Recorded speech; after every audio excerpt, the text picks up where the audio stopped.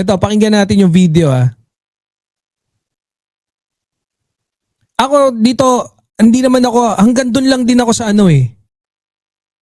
Sa, what do you call that? Ngayon sa iglesia ni I have nothing against your belief. To be honest, yan ang paniniwala nyo. Go ako dyan. Pero yung pakingialam nyo, pagdating sa politika, ayan, medyo yan ang mali. And everybody knows that. Kristo sa ilalim ng pamumuno ng punong ministro na si Ka Eduardo Manalo. Iglesia ni Cristo. Habang ang mga miyembro nito ay patuloy na kinakasangkapan upang magpayaman siya at mga piling katiwala, patuloy rin na nasasalaula ang mga turo at mga adhikain ng kanyang ama na si Ka Erdi Manalo. Ginagawa nilang mga bulag, pipi at bingi ang mga mananampalataya ng iglesia at gumagawa ng mga bagay na salungat sa mga aral ng Diyos. Malinaw ang aral na ibinahagi ni Ka Erdi Manalo na nagsabi na ang iglesia ni Cristo ay hinding-hindi magkakaroon ng utang at hinding-hindi magsasanla ng ari-arian. Ang Iglesia ni Cristo ay hindi ho nagsasangla ng mga titulo ng lupa para lamang makakuha ng pondo. Bukas ang opisina ng Iglesia, pag nakakita kayo ng kahit isang titulo na may gravamen o mayroong marka ng pagkakasangla, maghiwa-hiwalay na tayo. Malinaw din ang tagubilin noon ni KRD na hinding-hindi magpapagamit ang iglesia sa mga dayuhan at sa mga politiko. Hindi tayo tumatanggap ng pera mula sa mga kandidato o sino mang pinuno ng gobyerno. Ngunit sa ilalim ni Ka Eduardo Manalo ay nabaon sa utang ng iglesia. Marami ring ari-arian nito na ang ilan ay mga malalaking prime properties ay naibenta o dili kaya ay nakasanla. Public record ang mga yan at hindi gawa-gawa.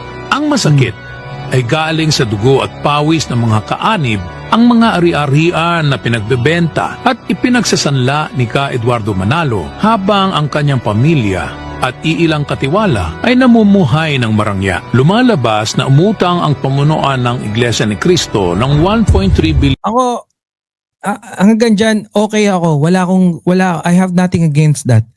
Wala akong masabi, wala akong gustong sabihin dyan. I have no, hindi ko gusto magsabi ng point. Pero dun sa bandang part na kung saan it involves the politics already, yun yung pag-usapan natin. Pesos na lumobo hanggang umabot sa 4.8 billion pesos mula sa Metropolitan Bank and Trust Company at sa Asia United Bank Corporation upang maitayo ang Philippine Arena na hanggang ngayon ay lugi pa rin at hindi kumikita. Upang makakuha ng loan ay ginamit ng pamunuan ng iglesia bilang collateral ang 61 ng mga ari-arian nito sa Metro Manila, Bulacan, Nueva Ecija, Cavite at Baguio. Isinanla rin ang 317 condo units na pag-aari ng Iglesia ni Cristo. Lalo pang sinalaula ng kasalukuyang pamunuan ng Iglesia ang kanilang simbahan dahil sa kanilang pamumulitika. Sa halip na paniga ng pagiging tapat sa Diyos at sa bayan, ay pinaglalaban pa ang pamilyang Duterte. Yung pamilyang Duterte. No? Of course, kung kayo din, yung Iglesia ni Cristo, kung inyo maaalala, no? Siguro parehas lang naman tayo ng Diyos. Yung Diyos ng nasa Biblia. Minura yan ni Digong. Minura ni Digong. Ano reaction nyo? Tuloy pa rin. Protektahan pa rin. Kung religious leader ka, minura yung Diyos mo. Ito yung respeto nyo kay Ka Manalo. 'Di ba? Napakataas. Pagka kung kunyari si Manalo nandiyan, tapos may nakaharap na isang hindi kaanib, tapos andiyan kayong mga kaanib, tapos biglang minura si Manalo, baka talunan nyo kaagad yung nagmura kay Ka Manalo. 'Di ba? Pero to, minura na yung so mas mataas ba sa inyo? Mas mataas para sa inyo si Ka Manalo? Kaya hayaan nyo na lang na murahin ni Digong yung Diyos?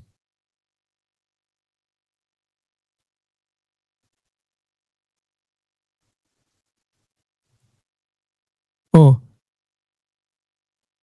na palamura, bastos, mamamatay tao at matakaw sa pangungurakot. correct. Yan yung dito, medyo ano na ako dyan. Biruin mo, o may pag-amin si Digong na pumatay siya. May pag-amin. Meron na rin 3 counts ngayon dun sa dahig. Umamin na nagmamariwana. Umamin na namimingir ng ng katulong. Lahat ng kalaswaan, alam. Ang sinasabi ko lang, okay din naman eh. Pero, okay din, I mean, let me clarify yung sinabi ko. Na, okay din. No, na may mga tao talagang ganyan. Siguro. Pero, presidente, tapos isang presidente na may ganyang pag-uugali, tapos madidikit, gusto nyong idikit sa pangalan ng Iglesia ni Cristo? Na yung relihiyon nyo, na kung saan nirespeto nyo?